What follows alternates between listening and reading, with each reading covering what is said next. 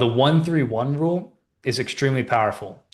And so what sucks from a client, from a fulfillment perspective, is when a client provides you a bunch of unprocessed thoughts and they have you be the one who's supposed to make sense of what's going on in their mind before you can even have a clear answer for them, right?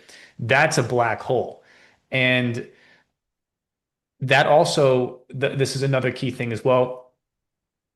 Really old, biblical, but we are here to teach people how to fish, not give them fish. And when you're doing that for them, you're giving them fish. And the funny thing is that that actually doesn't increase the likelihood that they continue they don't, the retention doesn't increase by giving people fish. It doesn't. It increases by teaching them how to fish. And so what you can't do from a scalable perspective is allow them to give you unprocessed thoughts. It's not helpful for them and it's not helpful for anybody.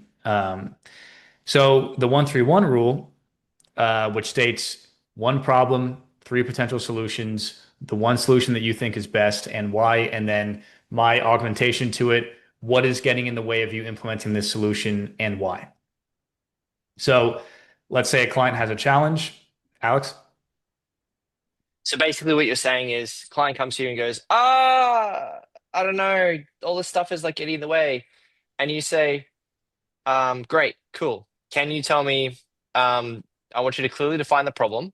I want you Yes. to suggest three potential solutions, and I want Yep. you to tell me which solution is going to fix it. So you just Yes. put it back on them, And and then they why? go, And why? and why? Right. So as an example, as you're speaking, I was like, huh, yeah, I've seen this. So I have this lady who's an executive. We talked about her a couple months ago, spent a lot of time fixing up her resume. Now she's moving very slowly through the other parts of the program, right? Yep. And I'm like, you need to fucking get moving. Um, so I set some boundaries around one-on-one time because she wanted to do a one-on-one after every single call with the recruiter. I did it once. Second time I said, just send me a summary. What's coming up now is she's not sending looms. She's done like one, right? She's busy, she's got kids, all that kind of stuff. So I've tried like saying, you need to do this, XYZ. Would it be better for me to position and say, hey, Melinda, in order for you to actually get where you want to go, this is what needs to happen, right? Can you help me and tell me three potential solutions to this, as well as what you're actually going to do to make this happen, right? Can I do Yes. that proactively? Yes. Yeah. Yeah, of course you can. So, Mm-hmm. from a systematic perspective, we actually would set a protocol in the onboarding hmm process. This hmm is what asking questions in the program looks like. You must follow this protocol. If you have a hmm question, you clearly define what the problem is. If you're not able to define the problem, use Claude. Dude, the amount of people that don't use Claude is just mind-blowing to me. But anyways, what is the actual problem that we're solving here? What are three potential solutions? What is the one that you think is best? And then this is actually really important. What is getting in the way of you doing that? Or what's the real challenge for you in being able to implement this solution? So you can also, Alex, you can also do this on a coaching call, right? You don't have to like give it to them in that prescribed way. You can ask. So we can even role play this right now.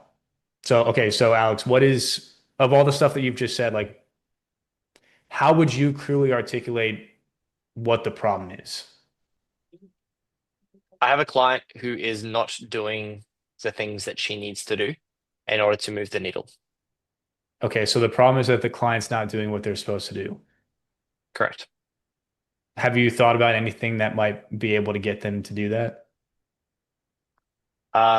Yeah. So couple solutions. I've tried a competition surrounding the actual activity that's been underway. Uh, that has had some decent success. It hasn't been unanimous, it hasn't been universal, but it has had a very good amount of success. I've tried telling them that they need to do it. I've tried cajoling them. I've tried coercing them, right? All of the above. Got it. So for this client specifically, though, hmm of the options that we have, the competition, the prodding, and that basically the different forms of communication, Is there any, it doesn't sound like any of them have worked. Is there any like actual solution that you've thought about? Yeah, I had a great idea of doing a 1-3-1. So putting the responsibility back onto her. So just saying, hey, Melinda, by the way, in no uncertain terms, you will not get the results that you were looking for unless you do this action. And this is the amount that you need to do. So what's different about that solution from the ones that you've tried previously? It forces the responsibility of solving the problem back onto the client And why is that better for her? because she now has agency. Sorry, no.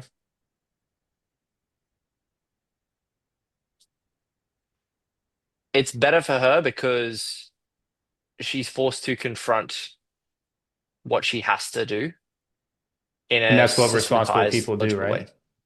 That's what responsible people do. Correct. So you're helping her become more responsible. Correct. So let's look at this mechanically, right? Mm. Where is the responsibility in the current dynamic? Right here. Yep, Not scalable.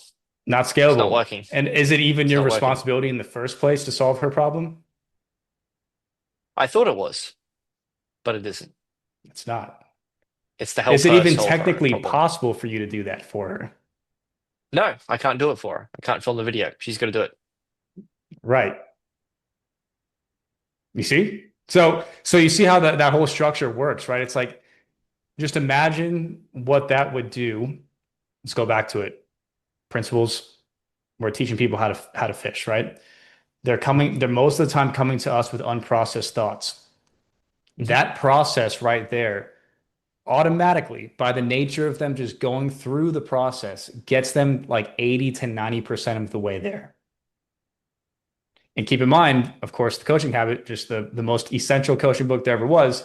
The whole job here and the actual diagnosis and the coaching side of our jobs is identifying what the real challenge is. How much easier is it to identify what the real challenge is after getting presented that level of information in that specific format? Still haven't read that book. I'm going to buy it right now. You probably should, yeah. And imagine, because keep look at this too, right? This is really Mm, important.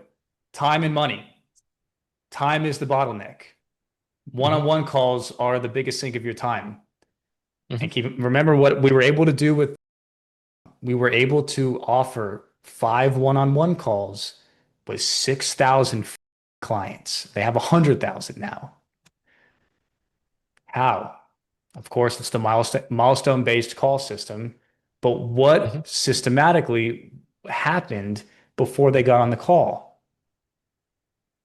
All of the things that needed to happen in order for me to be able to just have a call about the real challenge. And so the calls, dude, I had calls that were like 4 minutes long before. Like, hey, what's up? Yo, how you doing? Good. Okay, so, I went through the course, I submitted the form. I got like, we don't need to talk about all that stuff. This is what I'm dealing with right here. This number is this number is that. What should I do? And of course, I'm not going to say what they should do. We're gonna think through it, right? I'm like, oh, I got Mhm. everything I need. Thanks. I don't want to take up any. This is something that came up a lot actually on in their community. I don't want to take up any more of your time. How does that happen? Where clients feel guilty for taking more of the stuff that think that they purchased. Somehow, some way, these people knew that that's not really what the outcome was, or rather, outcome. That's not really what the product was the coaching. They knew that it was a means to an end, which is interesting, right? And so you can see from a systematic perspective, everything that I've created as far as like the entire infrastructure, which I'll say in a second how I've kind of unified everything now, um, is to design an environment that makes the success the default option for the client by getting all the preparation done before they get to you. And if we can make that happen, you are actually able to give your input in a scalable way at the income goals that people want, which is 1 to 500K per month is typically like what's reasonable within the general bounds of like the types of business that we run without having to create a whole ass operation, right? You can get a lot further than I think people realize, right? So when we talk about creating a client journey, when we talk about creating a milestone-based pipeline system, all of this is a means to an end to do exactly what I just described here. And if we have a precise perception here, right, it's to do what? It's to make sure that at any moment that you are required on the client success side, what you are presented with is a refined, precise problem that requires one simple input from you that can take you less than 5 minutes to be able to deliver to a client or even to a CSM. If you want a done for you client success system that lets you keep scaling your front end without breaking your business and generate results, referrals, and back end sales on autopilot, then click the link down below and let's make it happen.